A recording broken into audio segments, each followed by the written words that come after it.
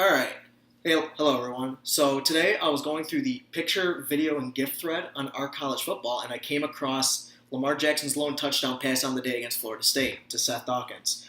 I thought it was a quick, easy play to break down at first glance, so I thought I'd put it up here on the whiteboard for you. So again, this play happened towards the end of the first half. Louisville's driving, trying to get one last score before the half.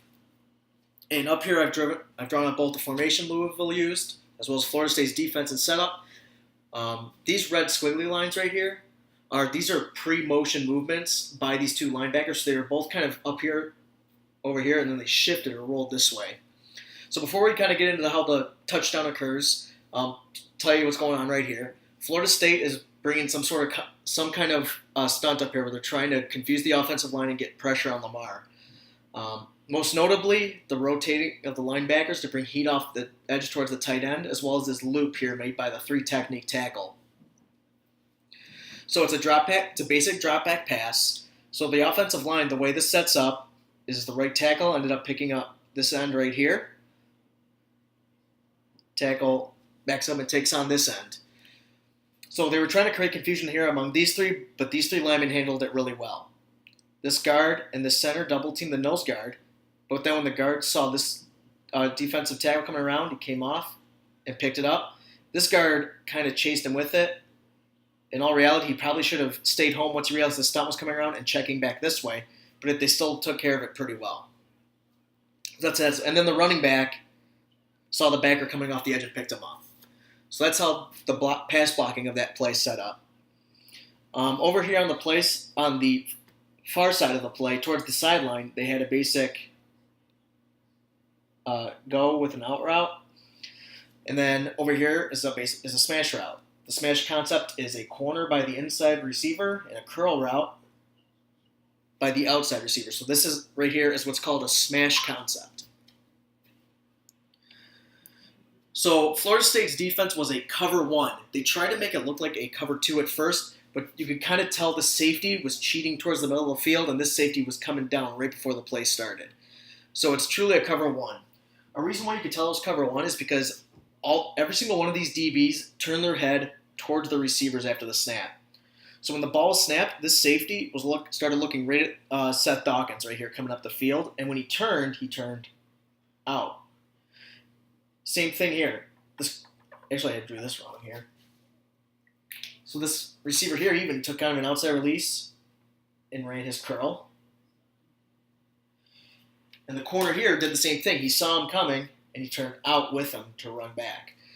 Same thing with this corner. He turned out with the receiver to run with him. And then same with the safety. He turned out to run with this player. This linebacker tried to give him a bump.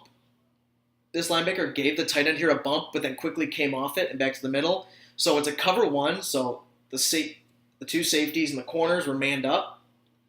This linebacker tried to make it look like he was manned up on the tight end, but then you see he lets him go after the bump and works his way back to the middle.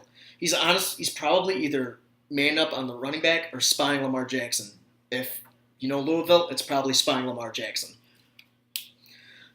Now the reason why I know for sure it's cover one is because, again, the DBs turn outwards. If you look at the videos and GIFs I have running here, notice all the DBs are turning out with the receivers.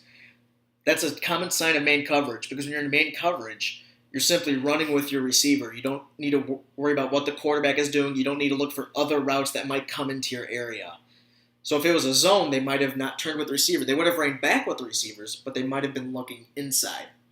So again, when the DBs turn outside to run with the receivers, they take their eyes away from the quarterback, away from the play. That's how it indicates man coverage. Just watch the GIFs again here quickly. I'll give you a few seconds to watch that to see what I mean.